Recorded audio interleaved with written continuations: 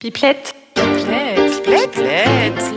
Bienvenue sur Pipelette, le podcast de l'association Jeune et Rose. Quand on a un cancer du sein entre 20 et 40 ans, on fait face à des problématiques bien particulières. Ce podcast est là pour en parler sans tabou. Hello, nous sommes de retour pour la troisième partie de l'épisode sur le cancer vécu par les conjoints avec David, en couple avec Elena depuis 2 ans, et Finn, en couple avec Justine depuis 5 ans. Dans cette dernière partie, on va parler des différents impacts, qu'ils soient positifs ou négatifs, que le cancer a eu tant sur votre couple que sur vous-même. Et vous aussi, ça vous a fait du coup pas réfléchir un peu sur... Enfin, c'est vrai que dans les discours de Pinkett, de patiente, et même personnellement, c'est vrai qu'il y a eu un avant, un après, très clairement, sur, avant et après le cancer. Sur ce qui est grave, sur ce qui est pas grave. Tu relativises vachement après. Sur ce qui est important, sur ce qui est pas important. Ça, c'est sûr que, il y a des choses qui m'auraient affecté plus, ou j'aurais pensé que c'était super grave avant, que c'est pas du tout grave en fait, et que je suis un peu plus ancré du coup, je pense, serein. Ouais, c'est vrai. Toi aussi, ouais, c'est vrai.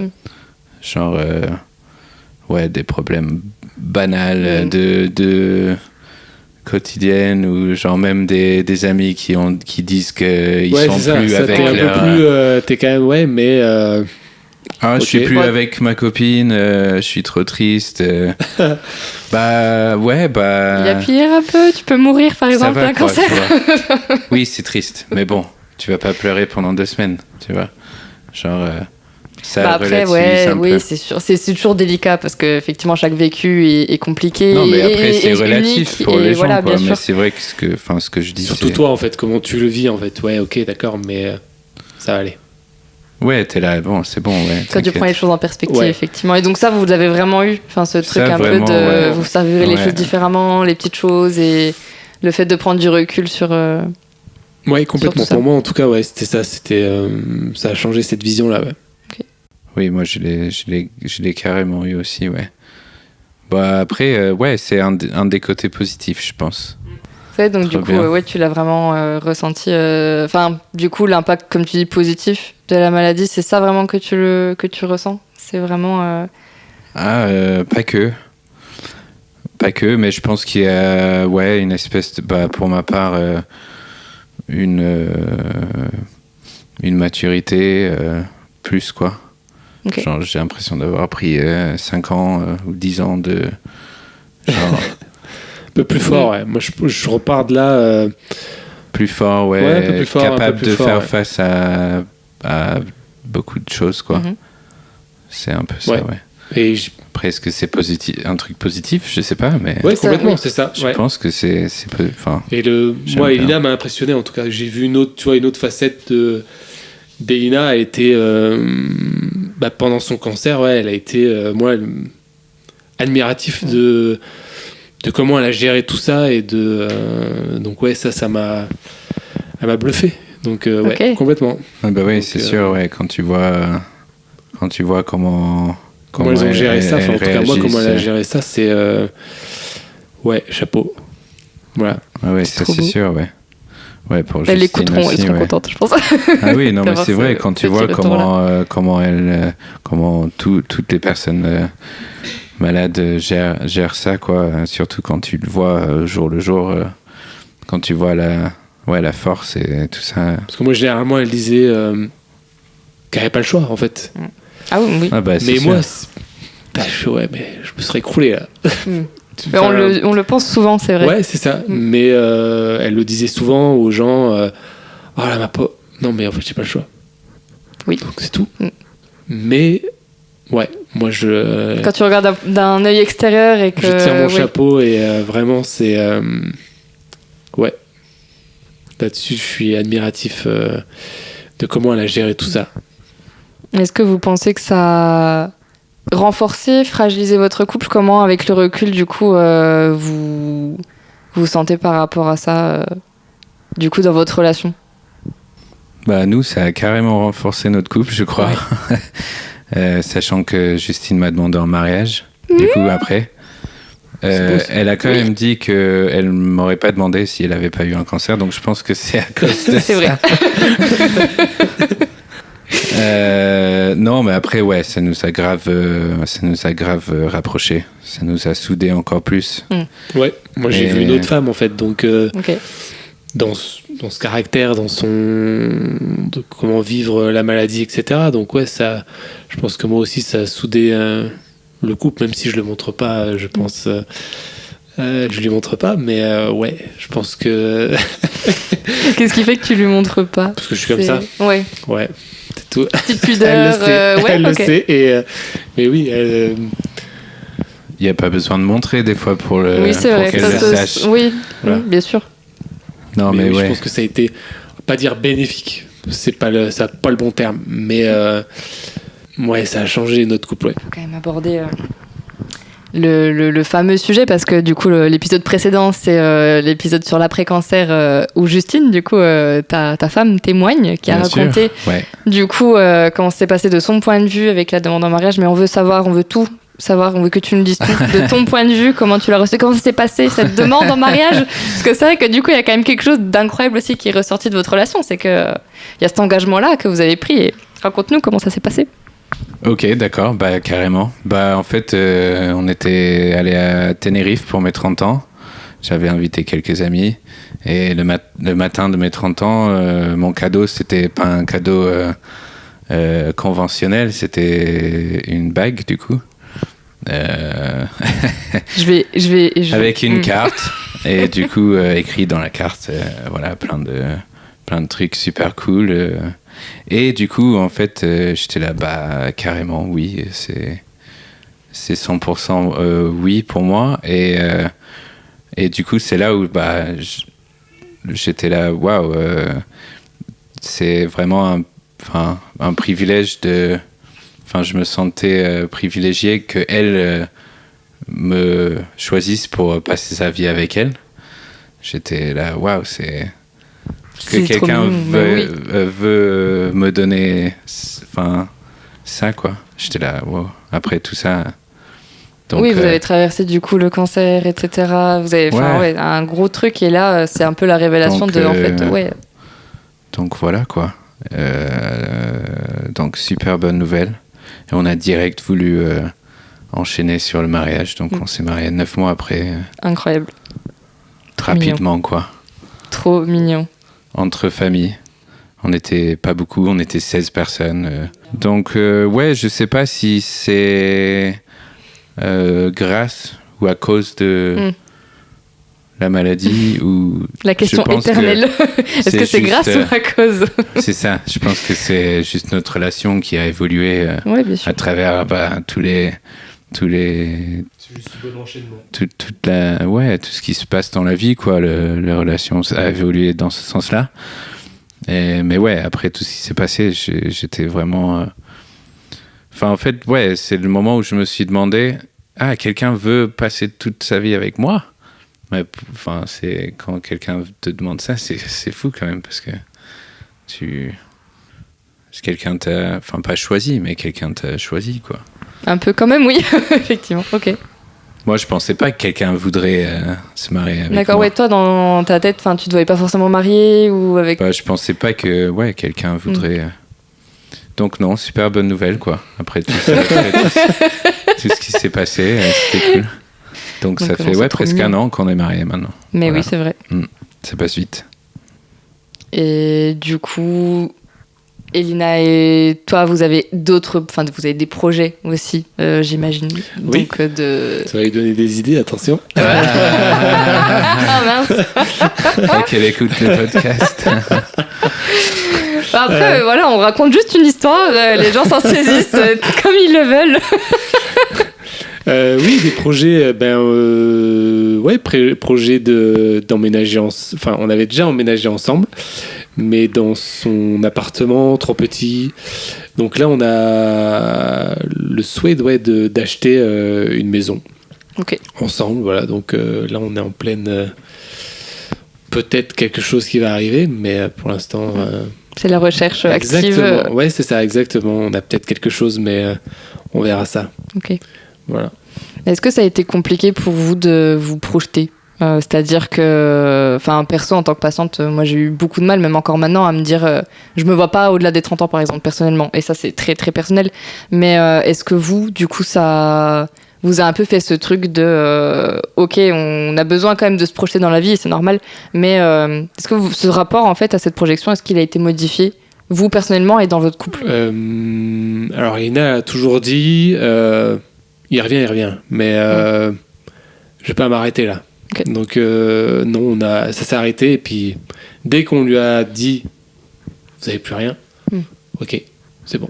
Ça c'est reparti directement. Voilà. Ouais, au niveau de la projection, de se projeter pendant la maladie, c'est vrai que c'est un peu compliqué, c'est un peu flou quoi. Donc ça peut être frustrant de se dire où est-ce qu'on sera dans un an. Et en fait, tu sais pas. Donc, nous, on a juste essayé de faire étape par étape. On finit la chimio, après on fait ça, après on fait ça, après on verra, après c'est les scans. Après, c'est vrai que, pareil que toi, toi aussi, David, oui, dès qu'il y a eu l'annonce de la rémission, ok, trop bien. Ah, mais en fait, c'est pas fini du coup. Tu vois, nous, t'attends toujours le moment où c'est genre, est-ce qu'il y a un moment où on va pouvoir retourner à avant et vraiment se projeter normalement ? En fait, non, parce qu'il y a toujours le scan dans 6 mois, il y a toujours ci, il y a toujours ça. Oui. Il n'y a jamais vraiment de fin. Mais on arrive quand même maintenant à beaucoup plus se projeter quand même, parce que là, il y a un semblant, il y a une vie beaucoup plus normale maintenant. Donc je pense que, comme tu disais, après, quand il y a eu l'annonce de la rémission, c'est pour se projeter, c'est beaucoup plus facile. Donc, clairement, oui, c'est sûr que oui. À partir du moment là, tu peux te dire, bon, tu veux faire quoi dans un an ? Tu seras où ? Justine, elle travaille du coup maintenant. Se projeter comme ça, alors qu'il y a 2 ans, on était là, dans 6 mois, on ne sait pas du tout ce qui... Ça fait prendre un peu conscience aussi de donc, je pense là qu'il où faut vous avez essayer, été avant, je pense qu'il faut essayer de pas trop être impatient sur les projets, parce que tu peux être impatient. Mais moi, je veux savoir ce qu'on fait dans 6 mois. Moi, je veux aller là-bas, je veux faire ci, je veux faire ça. Il faut être un peu patient. Peut-être pas forcément avoir de gros objectifs tout de suite. Et laisser de se dire, les choses passer, des petites victoires, étape par étape, quoi. Et on sait très bien qu'il n'y a pas de petites victoires. Mais du coup, célébrer les petites choses aussi, de se dire étape par étape. Et aussi, du coup, on va juste revenir un petit peu sur la période des traitements en eux-mêmes et tous les changements, du coup, physiques que ça peut induire. Vraiment, du coup, au niveau de cet impact-là, par exemple, du coup, avec les chimiothérapies qui peuvent donc, faire perdre les cheveux, les cils, les sourcils, les opérations de reconstruction, mastectomie, etc. Il y a beaucoup de changements. Il y a la fatigue aussi, les effets indésirables au niveau des traitements. Comment est-ce que, du coup, vous les avez vécus ? Comment vous les avez gérés, en fait, dans le quotidien ? Quelle place ça a eu et quel impact ça a eu, du coup, dans votre couple aussi ? C'est large, mais du coup... c'est large. Après, moi, nous, on a donc, pour les cheveux, on a pris les devants. Après, on s'habitue à tout. C'est-à-dire, quand tu as perdu ses cheveux, en fait, on s'en est rendu compte, mais c'est maintenant, quand on regarde les photos, que ça fait bizarre. C'est clair. Putain, alors que sur le moment, t'es habitué. C'est toujours ta femme, en fait. C'est pas un souci. Mais maintenant, on voit des photos, on est là, en fait, c'est pas possible. Non. Et après, pour moi, les changements physiques, etc., ça n'a rien changé de comment je la voyais, etc. Surtout pour elle, en fait, c'est le regard qu'elle avait sur elle qui était compliqué à gérer. En fait, toi, là, tu sais pas quoi faire. Là, tu fais, les cils, je vais pas te les dessiner. On aimerait bien, c'est vrai que ça serait bien pratique. Mais C'est un peu compliqué. Oui. Les cheveux, c'est pareil. Enfin, tu sais pas quoi faire. Et c'est elle, son regard qu'elle a tous les matins quand elle te voit, c'est pas possible. C'est. Donc, t'as eu un peu ce sentiment d'impuissance. Ah, complètement. Là, t'es là, tu fais, à mais non, travers mais ça aussi. t'inquiète pas. Et là, t'essaies de la rassurer, mais tu peux pas parce qu'elle sait très bien qu'elle a plus de cils, qu'elle a plus de sourcils, qu'elle a plus de cheveux. Donc, tu vas pas. Bien sûr. Tu peux pas mentir Tu peux en pas disant dire, mais non, objectivement. t'inquiète, Oui, oui. ils sont longs. Non, en fait, t'en as plus. Mais Donc, toi, ça n'a pas eu d'impact sur Pas comment du tout, tu... parce que c'est des étapes en fait. Donc tu la vois comme d'hab en fait. Puis ça passe. Et puis c'est maintenant avec le recul, ouais, quand tu regardes, là c'est compliqué. Je pense que c'est de revoir les photos là. C'était compliqué pour nous de les revoir. Dans quel sens? De revoir en fait quand t'avais plus de cheveux, plus de sourcils, plus de cils. Je la voyais pas comme moi maintenant je la vois maintenant. Enfin, c'est bizarre comme sensation. C'est différentes versions. Oui. C'est de se mettre là le vernis à ongles. Elle doit mettre 3 vernis. Enfin, c'est ça c'est ouais. Et elle se les casse. Enfin, ça c'était. Elle les a pas perdus. Ok. Oui, mais ça a été du coup contraignant de. Ouais, de enfin faire contraignant. Ouais, Oui. elle avait ce schéma de toujours faire 3 fois, faire ci, faire ça. C'est Ça vous fait réaliser ce que vous avez traversé aussi et ce par quoi vous êtes passé. Complètement, ouais. Ok. Voilà, après on a toujours essayé de prendre les devants, etc. Mais non, sinon après moi j'ai toujours vu comme elle était avant, après. Oui, ça n'a pas C'était changé. toujours elle en fait. Oui. Donc Ok. pour moi ça n'a pas changé grand chose. Surtout pour elle, je pense que c'était compliqué. Et du coup, toi, Finn, est-ce que parce que du coup, il y a effectivement eu les traitements, les chimios, etc. Il y a eu les reconstructions aussi de Justine avec beaucoup d'étapes. Ouais, je suis assez d'accord après avec toi, David, que c'est vrai que sur le coup, ça change progressivement, donc on est là tout le temps, donc on voit les changements, puis on est habitué. C'est vrai que quand je regarde des photos, on regarde, Justine, elle veut même pas les regarder, elle veut pas. Ah, c'est Google moi qui me le montre. Il n'y a pas le choix. C'est ça, il me montre, pouf. Il y a un an, tiens, voilà. Après, c'est vrai que c'est toujours elle. Moi, j'ai toujours essayé de trouver le côté cool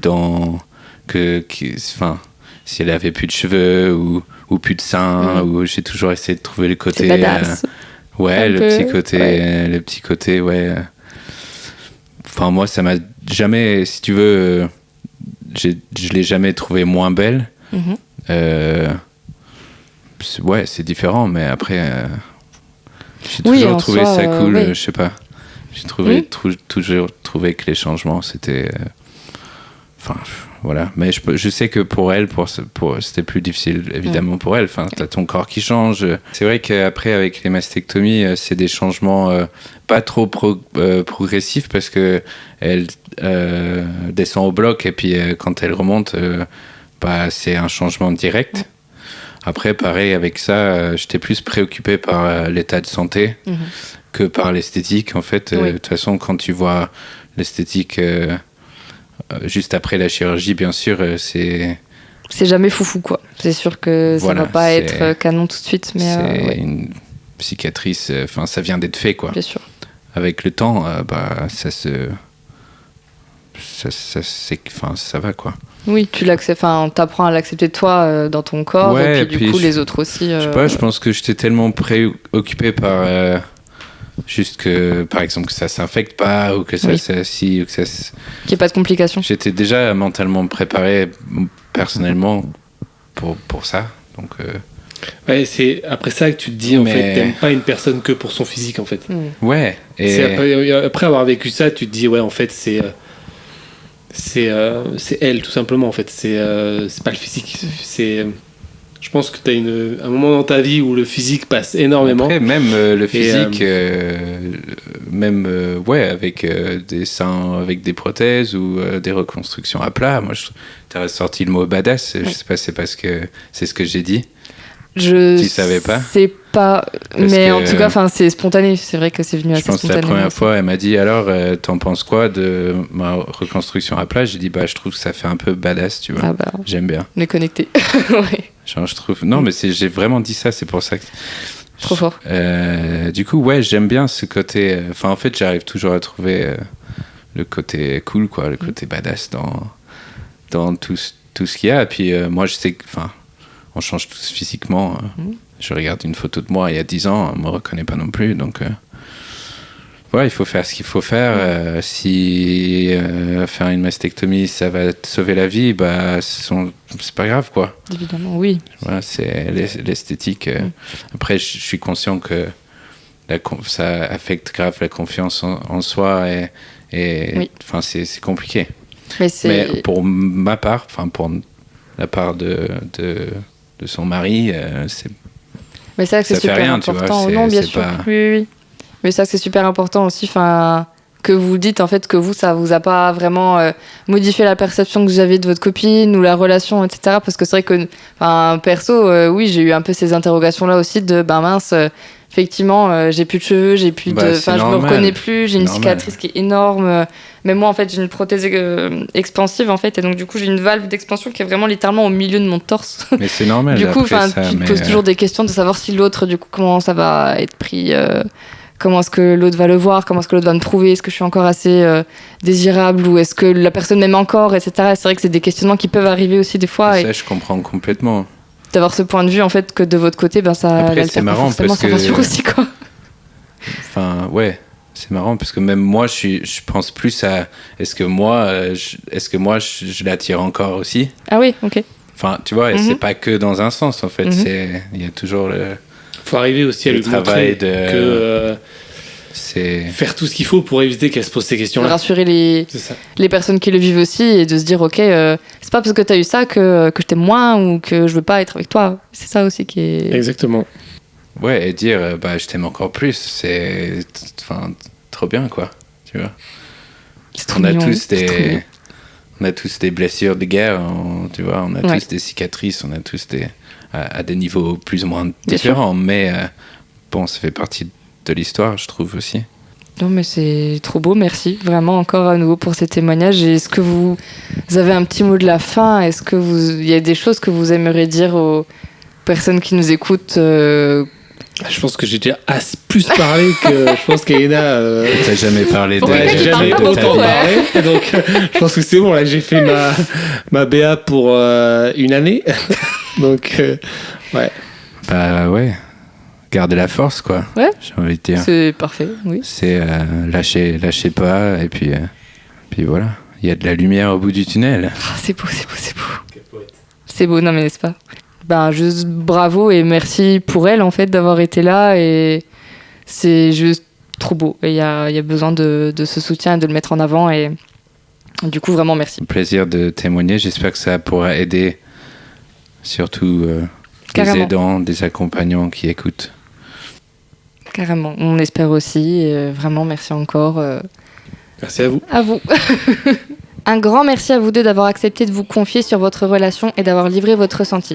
On espère vraiment que ces échanges aideront autant les Pinkettes que leurs partenaires. On le répétera jamais assez, mais tous les vécus sont différents. Le plus important, c'est d'en discuter, d'échanger et de communiquer. On se retrouve très vite pour un nouvel épisode dans une nouvelle thématique. Et d'ici là, si vous souhaitez échanger entre Pinkettes, on organise tous les mois des rencontres entre patientes en vrai et en visio. Vous pouvez les retrouver sur nos réseaux et sur notre site internet. Et surtout, prenez bien soin de vous.